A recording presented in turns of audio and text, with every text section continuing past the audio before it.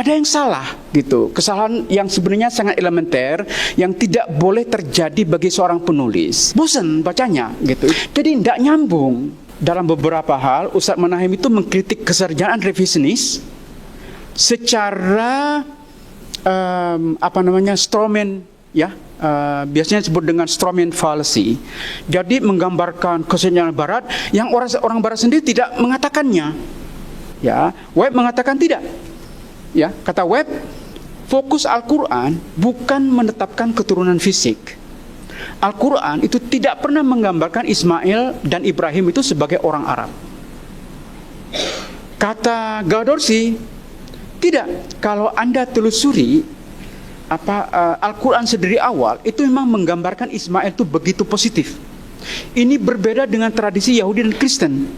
Nah, Ustadz Manahem kan mengatakan, wah orang-orang Yahudi sudah bersepakat lah kira-kira bahwa Nabi Muhammad ini adalah, atau Quraisy atau apapun gitu, itu keturunan Ismail. Itu dianggap sebagai klaim historis. Itu klaim teologis sebenarnya. Karena dalam tradisi Yahudi, Ismail itu selalu digambarkan secara negatif. Ustadz Manahem menganggap bahwa ketika saya menyebut tentang Sarah Kane sebagai perampok atau pencuri, Ustadz Manahem mengatakan ini tidak bisa dipertanggungjawabkan secara akademis. Dan sekarang saya akan pertanggungjawabkan dan mempersoalkan apa yang diklaim oleh Ustadz Manahem bahwa Sarah Kane itu adalah keturunan Sarah. Nah, problemnya kan ini, Ustadz Manahem itu sangat irit menggunakan catatan kaki. Irit banget. Itu saya pikir ini siapa yang bilang nggak ada catatan kakinya. Jadi soal sumber ini juga sangat bermasalah. Ya, untuk saya sangat bermasalah sebelum saya masuk pada substansi. Karena Ustadz Manahem tidak mengikuti standar yang konvensional dalam menulis. Tidak konvensional menurut penulisan akademis maupun non akademis pun tidak konvensional. Tapi kalau poin yang sama dengan bahasa yang mirip diulang-ulang, bosan bacanya gitu. Padahal poin yang ingin disampaikan itu soal keakuratan nasab Nabi. Tapi poin terakhir ternyata setelah menyebut hanya bahwa Nabi itu adalah tokoh historis. Jadi tidak nyambung. Nah, tetapi juga ada yang salah gitu. Kesalahan yang sebenarnya sangat elementer yang tidak boleh terjadi bagi seorang penulis. Misalnya menyebut Ibnu Hisham sebagai penulis sirah. Ibnu Hisham itu bukan penulis sirah, dia itu editor. Yang kedua, yang juga saya anggap sebagai kesalahan yang cukup serius, itu ketika Ustadz Manahem mengatakan bahwa Ibnu Hisham ini penulis kitab nasab. Dan kitabnya ini tidak populer di kalangan kaum revisionis barat ya. Jadi Ustadz Manahem ini ingin membenturkan pemikirannya dengan kesejahteraan revisionis. Ya, karya kitab nasab ini tidak populer di kalangan para sarjana barat yang revisionis. Loh, gimana akan populer wong kitabnya nggak tersedia? Mungkin Ustaz Manahem tidak tahu. Jadi kitab nasab ini tidak extant today. Nggak ada, kitab nasab ini tidak terbit sekarang, hilang. Nah, juga yang saya pikir Ustadz Manahem tidak mengerti adalah konsep lain seperti misalnya sumber sekunder dan sumber primer.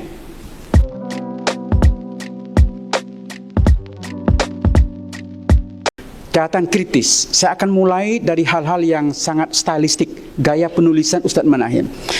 Karena salah satu kenapa saya berjuang untuk bahkan menamatkan satu bab, itu adalah salah satunya karena Ustadz Manahem tidak mengikuti standar yang konvensional dalam menulis. Tidak konvensional menurut penulisan akademis maupun non akademis pun tidak konvensional. Ya, Anda bisa lihat jika Anda sudah punya bukunya. Setiap Ustadz Manahem itu menulis nama orang itu ditulis tahun lahir dan matinya. Jadi misalnya Muslim, setiap nama Muslim disebut itu ada tahun lahir dan tahun wafatnya. Itu tidak konvensional, tidak dalam penulisan akademis ataupun non akademis. Yang standar itu adalah cukup pada penyebutan pertama Anda menyebutkan tahun lahir atau tahun mati atau kedua-duanya. Setelah itu tidak perlu Jadi buku ini tebal gara-gara itu. Setiap nama disebut itu ada catatan kapan dia hidup, kapan dia mati gitu. Nah, Muslim disebut ataupun Ibnu Ishaq disebut, selalu menyebut nama selalu menyebut tahun lahir. Itu tidak standar dalam penulisan, apalagi yang akademis. Yang kedua, buku ini itu yang menyebabkan saya juga bosan. Nanti saya puji berikutnya ya. Jadi Anda harus menunggu sampai akhir. Itu terlalu repetitif. Jadi poinnya diulang-ulang, bukan berarti repetisi tidak perlu. Perlu asalkan ditambah dengan analisis baru, bukti baru, evidence baru. Anda boleh mengulang poin. Tapi kalau poin yang sama dengan bahasa yang mirip diulang-ulang, bosan bacanya gitu. Itu yang ketiga. Yang kedua, yang ketiga yang paling saya kesulitan adalah soal artikulasi. Nah, artikulasi ini sempat menjadi heboh ya gara-gara cerdas cermat di mana itu. Nah, artikulasi ini itu sebenarnya satu konsep yang penting. Artikulasi secara konsep itu berarti bagaimana kita menghubungkan satu poin dengan poin lain. Jadi artikulasi supaya menjadi satu ekspresi yang bisa dipahami, Anda harus menyambung titik-titik. Connecting the dot itu inti dari artikulasi agar ekspresi itu bisa dipahami pembaca. Nah, ini yang betul-betul saya kesulitan, karena setiap kalimat dan kalimat berikutnya itu tidak ada hubungan. Atau argumen yang argumen pertama misalnya tentang saya boleh bacakan satu ya. Misalnya halaman 74 itu saya catat, karena saya suka dengan Ustaz Manahem, jadi saya punya catatan. Itu 74 itu sebenarnya ingin mengatakan soal nasab Nabi, keakuratan nasab Nabi. Ya, menyebut tentang Ibnu Hisham, kemudian tulisan Saint Theophanes ini. Nah, poinnya ternyata setelah Anda baca itu, problemnya menulis begini. Kedua, Ibnu Hisham, ada tanggal lahir dan matinya di situ, juga melaporkan nasab sang Nabi dalam kitabnya, dan beliau hidup sezaman dengan seorang rahib Kristen yang bernama Saint Theophanes, juga ada catatan tanggal lahir, yang juga mencatat nasab Nabi. Dalam konteks ini, Saint Theophanes mengakui Nabi adalah sosok historis. Padahal poin yang ingin disampaikan itu soal keakuratan nasab Nabi.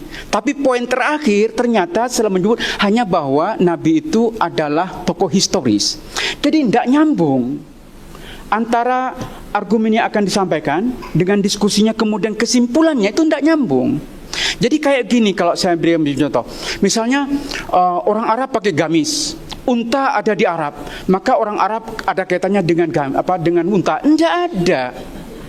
Jadi antara premis dengan diskusi kemudian kesimpulannya itu tidak nyambung, dan banyak ya contoh-contoh tentang itu banyak sekali yang saya catat. Nah, tetapi juga ada yang salah gitu, kesalahan yang sebenarnya sangat elementer yang tidak boleh terjadi bagi seorang penulis. Misalnya menyebut Ibnu Hisham sebagai penulis sirah.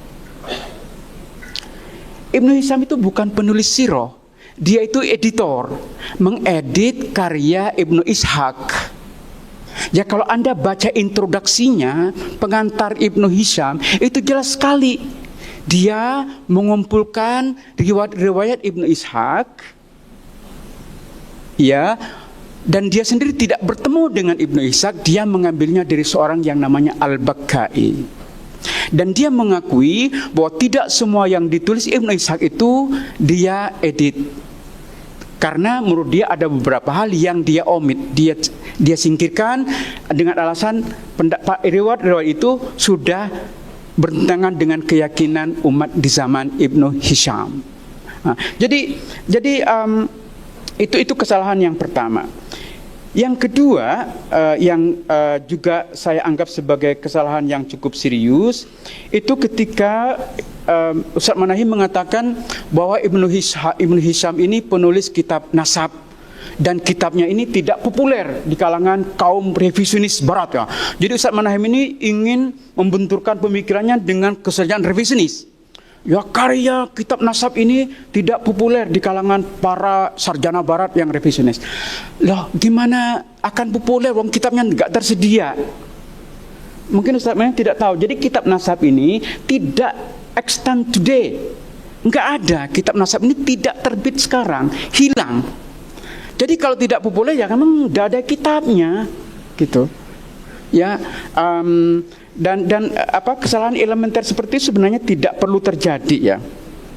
Yang kedua, masih menyambung supaya tidak terlalu lama, itu pemahaman tentang konsep-konsep tertentu. Ya, misalnya kitab sezaman. Saya tidak ngerti apa yang dimaksud oleh kitab sezaman dalam paham Ustadz Manahem. Karena, nah ini yang bagi saya sangat bermasalah gitu. Ketika Ustadz Manahem mengatakan karya Theophanes ini kitab sezaman, rupanya yang beliau pahami itu sezaman dengan Ibnu Hisham. Bukan itu yang namanya kitab sezaman. Jadi contemporary sources, kitab yang sezaman, itu maksudnya kitab yang ditulis pada zaman sesuai dengan peristiwa yang direkamnya. Itu namanya kitab sezaman. Bukan sezaman karena dua orang hidup sezaman, bukan. Ini jelas sekali dalam tulisan Ustadz Manahem halaman 75, kitab sezaman itu catatan kronik Theophani, keduanya merupakan bukti sezaman yang sangat penting dalam kajian filologis. Karena Theophanes ini juga hidup pada abad ke-9 sebagaimana Ibnu Hisham hidup pada abad ke-9. Bukan itu kitab sezaman. Jadi kitab sezaman are the sources from which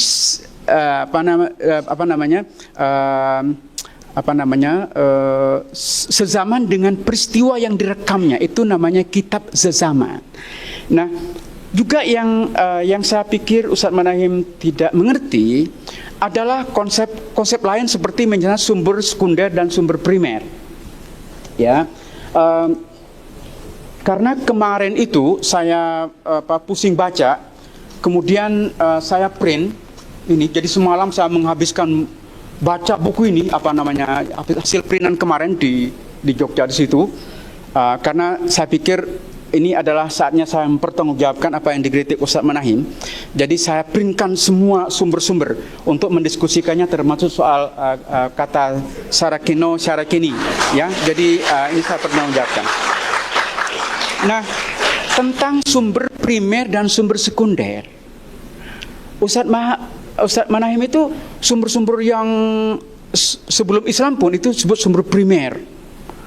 Kalau yang belakangan katanya sumber sekunder. Saya tidak tahu ini definisi dari mana gitu. Nah, saya ambilkan ini tulisan Patricia Crona. Ya, padahal judulnya itu The Religion of the Quranic Pagan, God in the Lesser Deities. Itu pada halaman 153. Ya, saya baca dulu ini, jadi masih mujur saya ingat dan ada filenya di laptop saya.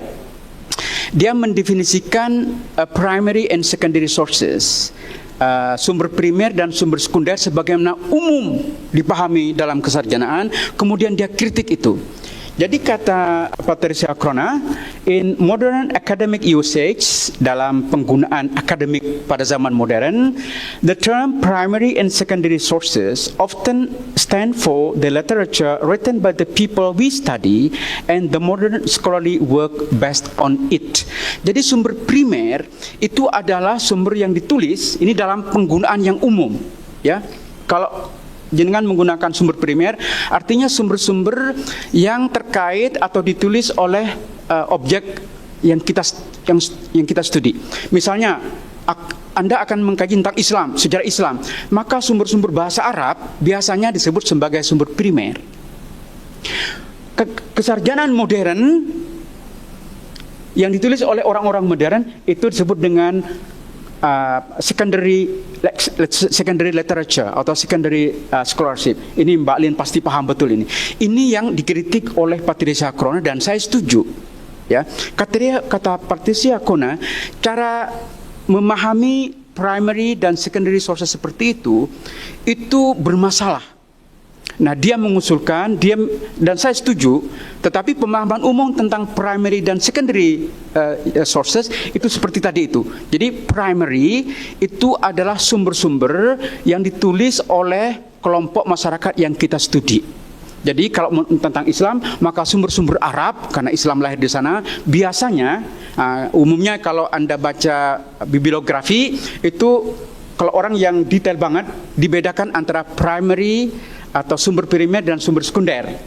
Ya, primary itu ya karya-karya klasik itu, yang medieval, karya-karya pertengahan. Sebenarnya karya-karya modern, tulisan Ustadz Manahim, tulisan saya, itu disebut dengan secondary sources, atau secondary scholarship, atau secondary literature. Ya, nah Pak Trias Sarkona mengkritik itu memang, tapi saya tidak perlu baca kritiknya. Jika Anda ingin, saya nanti kasih ini. Saya ngabis duit banyak loh ya. Ngeprint ini banyak sekali, ya, karena saya menghormati Ustadz Manahim dan menghormati forum kita sekarang ini. Nah, saya akan masuk pada kritik yang lebih substantif. Banyak sekali sebenarnya tentang masalah-masalah style, karena dalam beberapa hal Ustadz Manahim itu mengkritik kesarjanaan revisionis secara strawman, ya. Biasanya disebut dengan strawman fallacy. Jadi menggambarkan kesarjanaan Barat yang orang Barat sendiri tidak mengatakannya. Jadi katanya kalau ini akan menghebohkan sarjana Barat gitu. Ini akan mengejutkan. Enggak ada, ini telah mengejutkan sarjana-sarjana Barat. Enggak ada, coba sebutkan siapa yang terkejut. Itu sudah penguatan umum gitu mas saya. Saya catat ya dalam karena saya mencintai Ustadz Manahim, saya catat betul di mana kata-kata mengejutkan, menghebohkan. Enggak ada. Sebutkan satu saja. Nah, problemnya kan ini. Ustadz Manahim itu sangat irit menggunakan catatan kaki. Irit banget. Itu saya pikir ini siapa yang bilang nggak ada catatan kakinya. Jadi soal sumber ini juga sangat bermasalah. Ya, untuk saya sangat bermasalah. Sebelum saya masuk pada substansi, misalnya Anda menulis tentang nasab Nabi, nasab orang-orang Arab, tapi tidak mendiskusikan buku terpenting dalam nasab yang ditulis oleh orang paling awal yang menulis tentang nasab Nabi dan nasab orang-orang Arab, yaitu ditulis oleh Ibnul Kalbi, ya, pada abad kedua. Jadi Ibnu Al-Kalbi itu wafat tahun, saya lupa, kayaknya 204. Jadi sangat awal. Dia adalah penulis tentang nasab Arab, tentang Nabi yang paling awal. Nah, dia menulis buku namanya Jamharatul Nasab. Anda harus baca itu. Kalau Anda menulis nasab, itu ada, dan saya lihat di daftar isi tidak ada gitu. Jadi yang kedua, yang juga penting, itu karya Ibnu Hazm dengan judul yang hampir mirip. Judulnya itu Jamharat Ansabil Arab. Itu harus itu. Anda menulis nasab tentang Arab, tentang Nabi, tidak mengutip dua buku penting, itu naif dalam kesarjanaan. Dan ini sudah didiskusikan dalam kesarjanaan Barat. Saya jika Anda tak ingin, saya ada reviewnya yang saya print kemarin. Saya kira saya tidak punya banyak waktu. Nah, ini kritik yang substantif. Ustadz Manahim menganggap bahwa ketika saya menyebut tentang Saraken sebagai robber, perampok atau pencuri, Ustadz Manahim mengatakan ini tidak bisa dipertanggungjawabkan secara akademis. Dan sekarang saya akan pertanggungjawabkan dan mempersoalkan apa yang diklaim oleh Ustadz Manahim bahwa Saraken itu adalah keturunan Sarah. Nah, ini ada tulisan. Sebenarnya debat seperti ini itu sudah lama terjadi, ya, dan semua orang sepakat, orang-orang para sarjana yang serius itu sepakat bahwa sebenarnya kita tidak tahu etimologi dari kata Sarakeno dalam bahasa Yunani, ya. Karena itu ini tulisan tahun 1932 oleh Taylor Walt yang dia mengatakan sejauh ini ada 7 pandangan tentang etimologi dari kata Saracen. Jadi judulnya itu The Etymology of Saracen. Jadi Saracen itu memang bisa timur, ya, Sarkiin, bisa terkait dengan satu kata dalam bahasa Syriak itu sarak yang berarti wilderness, ya, orang-orang gurun, atau Sahara, Sarahiyin. Jadi ada Sarahin itu orang-orang gurun Sahara, itu ada. Ada yang menyebut memang dari kata Sarokin, para pencuri, para para perampok. Baru yang ketujuh dalam tulisan Taylor Well ini adalah pandangan bahwa Sarakin itu diambil dari kata Sarah dan Kenoi, memang keturunan Sarah, itu memang ada. Dan kalau Anda baca diskusi tentang ini, pandangan yang ketujuh ini disappear karena dianggap terlalu jauh. Ini adalah bentuk kitabisasi, alkitab, atau itu biblikalisasi terhadap istilah-istilah yang muncul. Ini kerjaan orang Kristen, mengkristenkan istilah-istilah.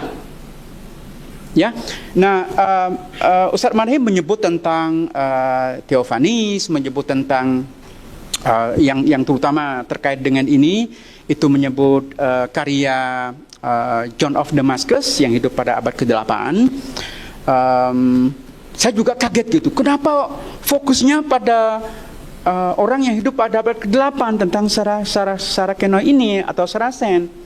Katanya ingin menelusuri sumber seawal mungkin, tapi yang didiskusikan ada satu subjudul itu mendiskusikan khusus tentang John of Damascus. Nah, John of Damascus ini kalau dalam kesarjanaan yang saya bawa ini banyak sekali, itu biasanya finally gitu, terakhir baru John of Damascus didiskusikan. Orang pertama barangkali yang melakukan alkitabisasi atau biblikasisasi terhadap istilah Sarahen itu seorang itu pada abad ke-4, namanya Eusebius, ya, yang menerjemahkan atau mendiskusikan tentang kitab Yesaya atau Yesaya kayaknya bahasa Indonesianya, dan menggunakan kata Sarasen sebagai keturunan dari Sarah. Jadi ini adalah bentuk bentuk biblikalisasi, ya, menjadikan istilah itu dikaitkan dengan Alkitab. Itu memang proyek yang dilakukan oleh orang-orang Kristen. Tetapi kita perlu tahu, kata Sarasen ini sudah muncul sebelum orang seperti Eusebius atau John of Damascus pada abad ke-8 itu muncul.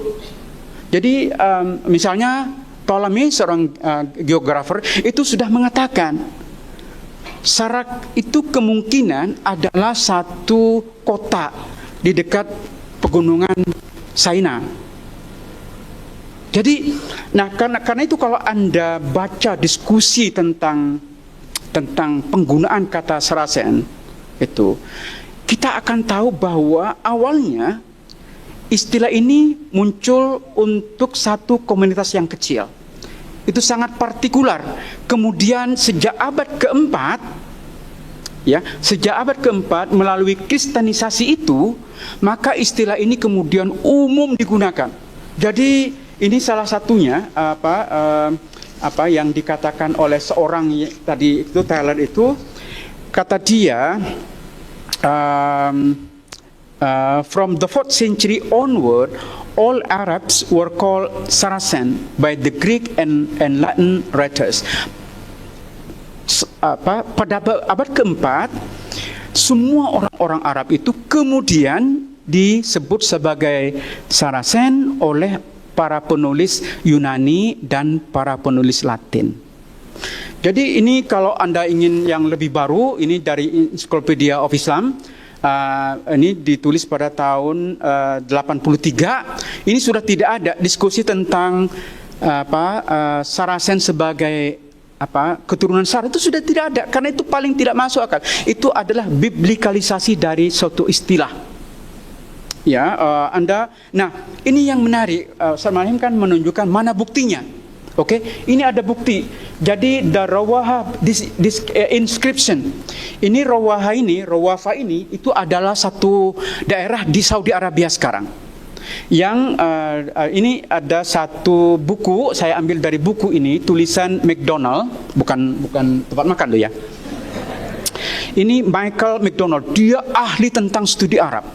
Ya, dia ini ahlinya memang.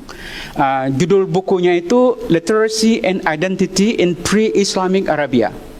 Jadi tentang literasi, kepenulisan dan seterusnya, dan identitas pada masa pra-Islam di Arabia.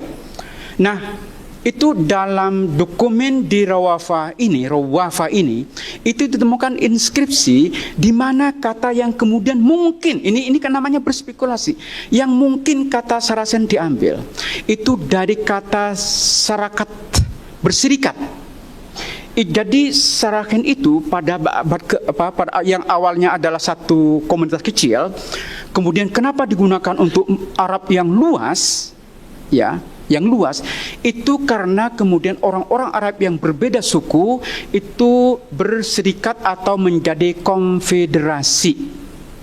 Ini ada, Anda bisa baca. Ya, saya akan kasih ini kalau Anda mau baca, saya tulis semalam ini. Kemudian di situ juga pada halaman kedua itu didiskusikan tentang etimologi dari kata Saracen, dan tidak ada sudah. Jadi tidak ada pengikut syarat itu sudah tidak ada, karena itu dianggap usulan yang paling tidak masuk akal. Pertama karena muncul sebagai bagian dari upaya orang-orang Kristen mengkristenkan istilah. Jadi itu tidak historis, itu namanya satu perlakuan teologis, menjadikan Sarakene itu menjadi bagian dari kosakata Kristen gitu kan. Ini ada. Kalau Anda mau lebih jauh tentang John of Damascus ini yang dikatakan Ustadz Manahim, ini ada tulisan ditulis oleh Anver Falks, diterbitkan oleh Routledge tahun 1988. Judulnya Franks and Saracen.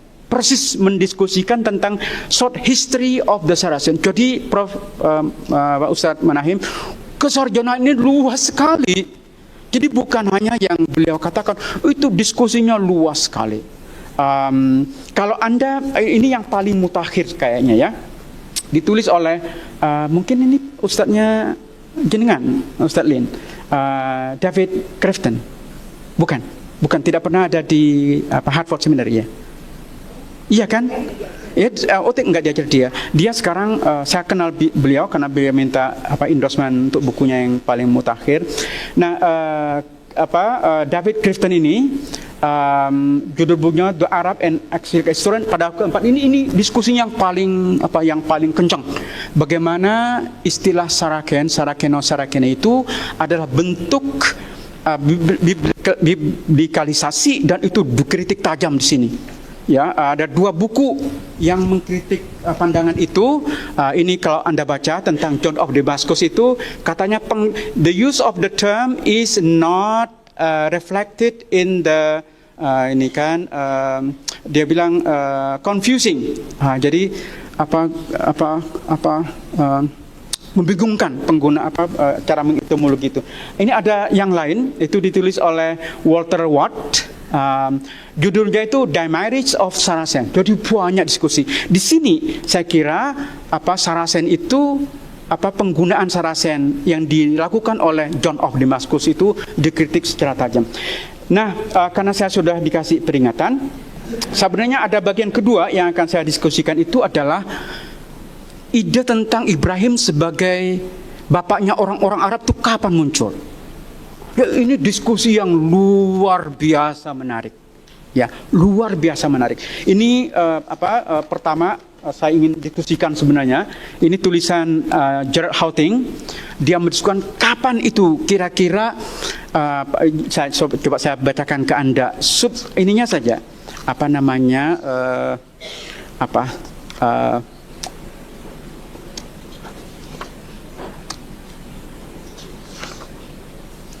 Ini when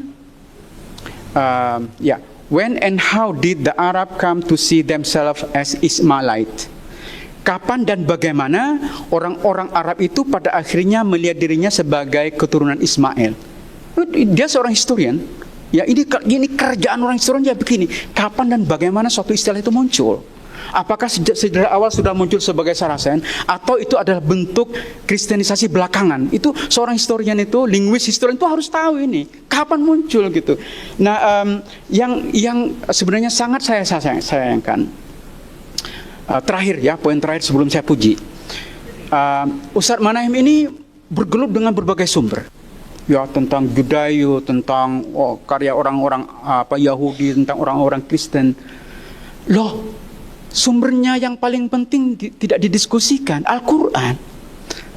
Tidak ada pembahasan di bab 1 itu, tidak ada diskusi tentang bagaimana Al-Quran menggambarkan kesinambungan Nabi Muhammad itu dengan Ibrahim dan Ismail.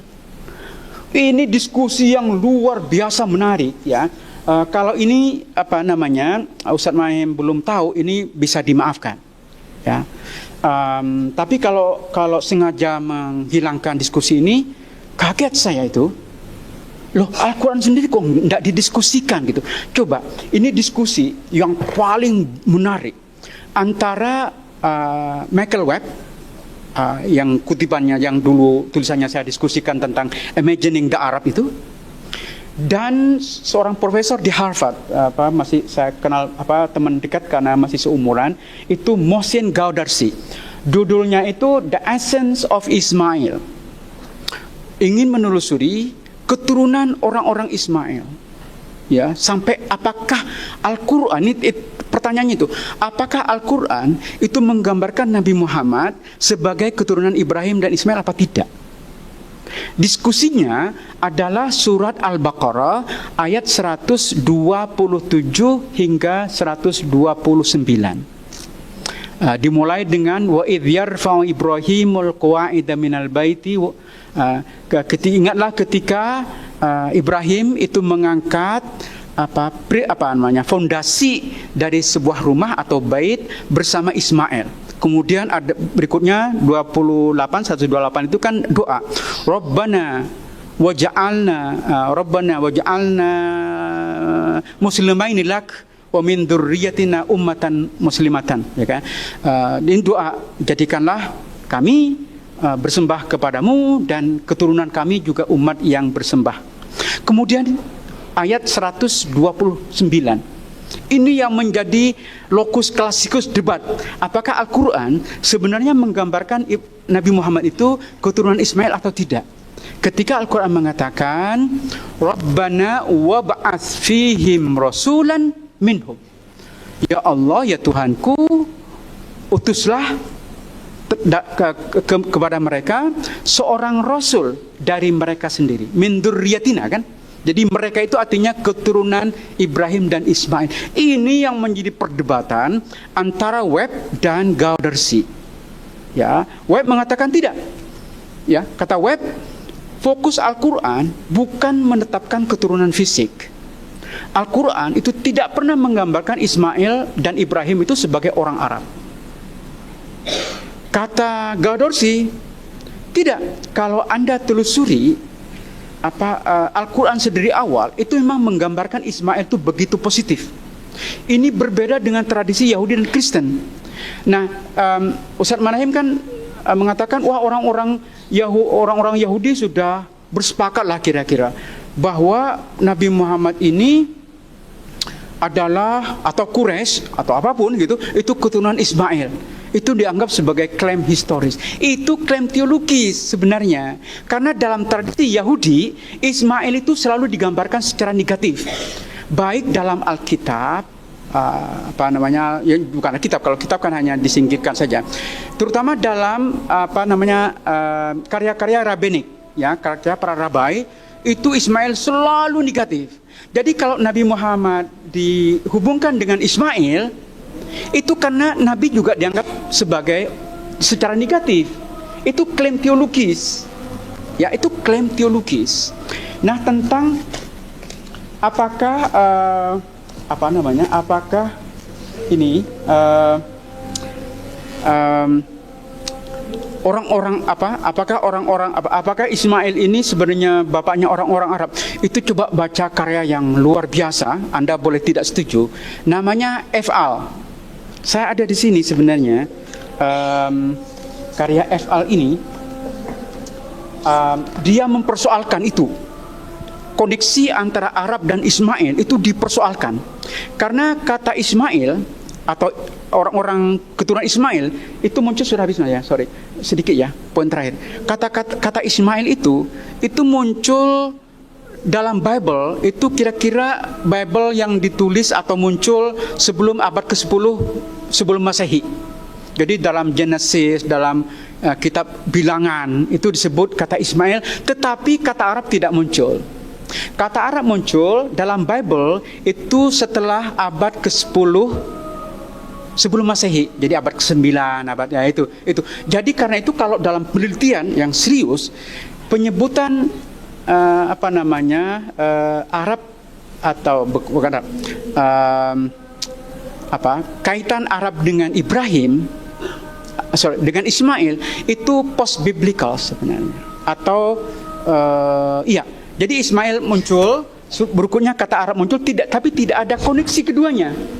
Itu dua istilah yang muncul di dua periode yang sama, dua periode yang berbeda. Nah, baru setelah post Bible, setelah pasca Bible muncul terutama dalam kitab yang disebut dengan The Book of Jubilee.